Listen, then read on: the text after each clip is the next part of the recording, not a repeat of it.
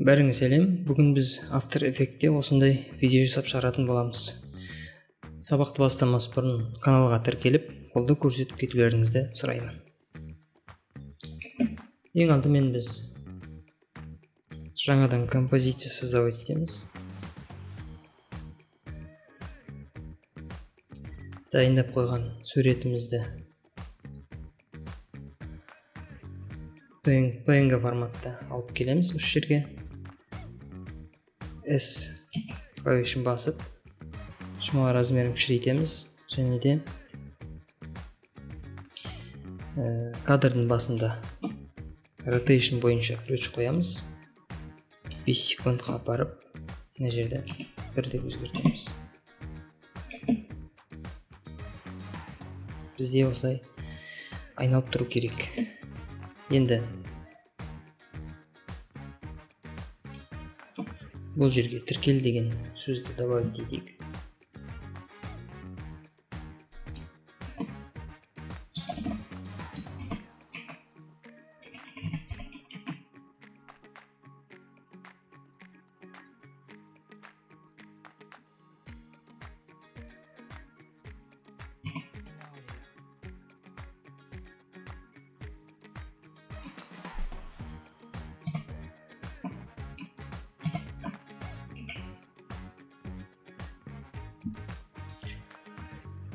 Шрифтісін өзгертейік осылай.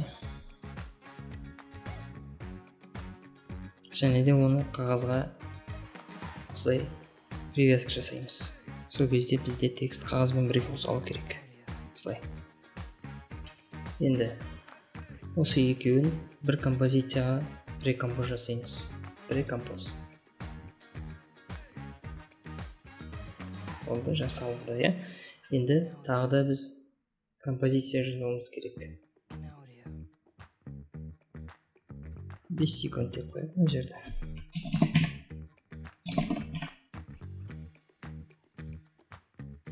Осы жерге біз жаңағы қағаз прекомпозымызды алып келеміз. Осылай.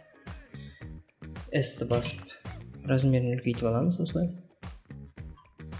Және позиция бойынша анимация жасаймыз. Бірінші кадрда бізде оң жақта болу керек. Соңғы кадрда сол жақта. Соңғы кадрда оң жақтан шығып кету керек осылай. Осылай, енді біз бұған цилиндр эффектісін қолданамыз. CC цилиндр.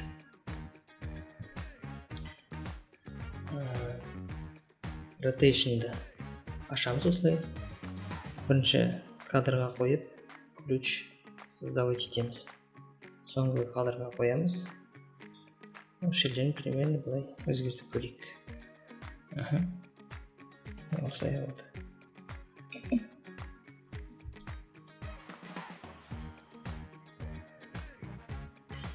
Енді осыны копировать етеміз. Ctrl-ды 2 рет главный немізді үстіге шығарайық. Атын бір деп қояйық осылай. Так. Олардың позициясын өзгертуіміз керек. Міндетті түрде осылай ключті барлығын выделить етіп өзгертеміз. Жоғарыға шығарамыз осылай. Және де scale размерін кішірейтеміз. Сосын жаңа цилиндр бойынша бұның параметрлерін шамалы өзгертеміз. U кнопкасын бассақ, осылай біздің ключтарымыз ашылады. Ключтерді примерно жерге әкеліп қояйық. Жоқ. Әкелейік осылай. Сосын осы жерден шамалы өзгертіп жібереміз осылай.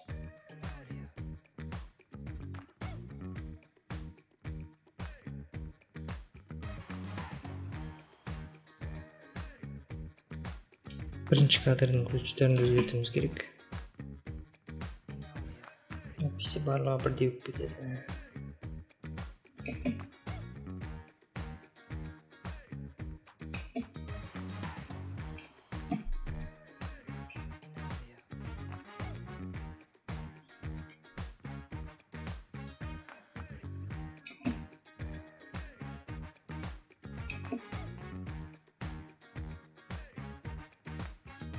позиция бойынша бағытын өзгертуге болады. Осылай примерно.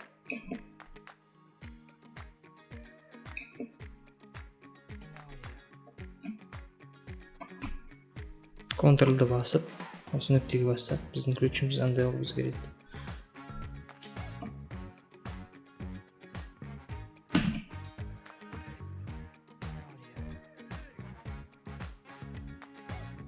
Осылай плавно қылуға болады.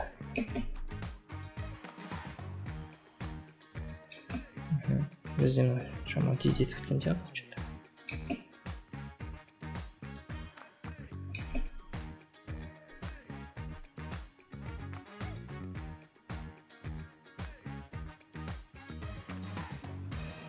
Осылай өзгертіп көрейік. Осылай.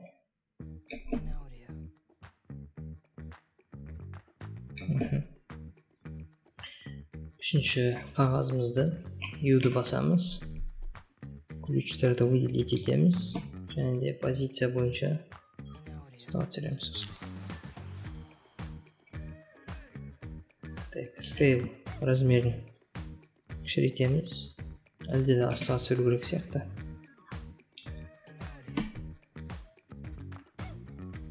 Осылай. Да? Пойдет. Енді ключтарын өзгертеміз осылай.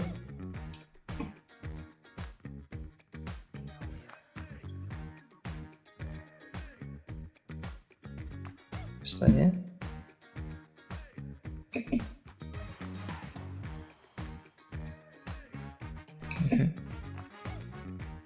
Енді осының артына біз фон қоюымыз керек. Оған дайындап қойған фотомызды алып келеміз. Слишком жарық болып тұр, оған шамалы не беру керек, винетке беру керек, жан-жағын қарайды. Ол үшін біз мышканы екінші жағын басып, цвет создавать етеміз, қара түс. Қара түс таңдалып тұрады. Мына жерде эллипс тул деген бар, соған Ctrl-ды басып тұрып, мышканы екі рет басамыз. Сол кезде осындай маска создавать етіледі бізге. Масканың жанында инверт деген бар. Соған басамыз, осылай болады. Масканың настройкасын ашамыз. Маск,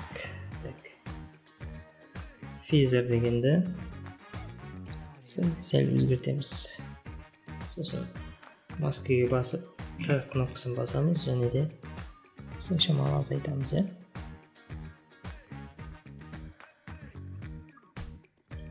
Сосын шамалы цветокоррекция жасап жіберуге болады. Ол үшін біз қайтадан adjustment layer создавать етеміз. Және де color correction, lumetri color деген болу керек. Lumetri color. Осы жерден өзіміз қалағанша өтіп аламыз.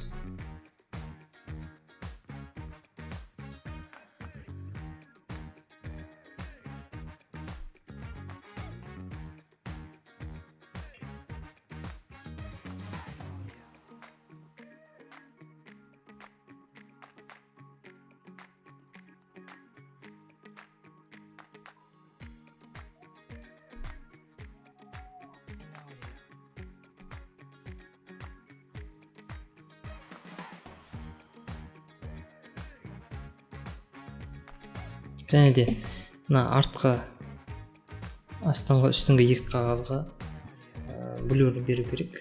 Размытие.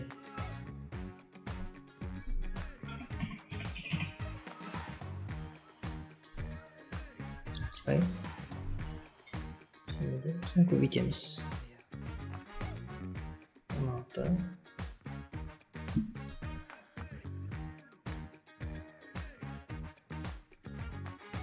Осылай қойып,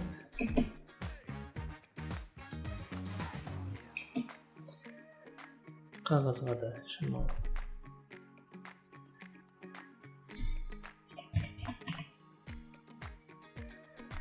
эффект беру керек сияқты. Себебі слишком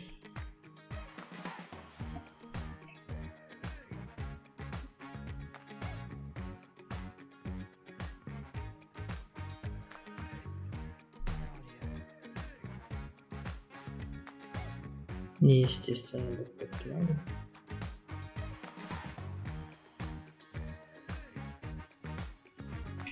Осылай нормально болған сияқты. Қазір мынау послесі, мынау до. Осылай. Осымен сабақ аяқталды. Осындай сабақтарды жіберіп алмау үшін каналға тіркеліп, лайк басып, қоңырау басуды ұмытпаңыз. Рахмет.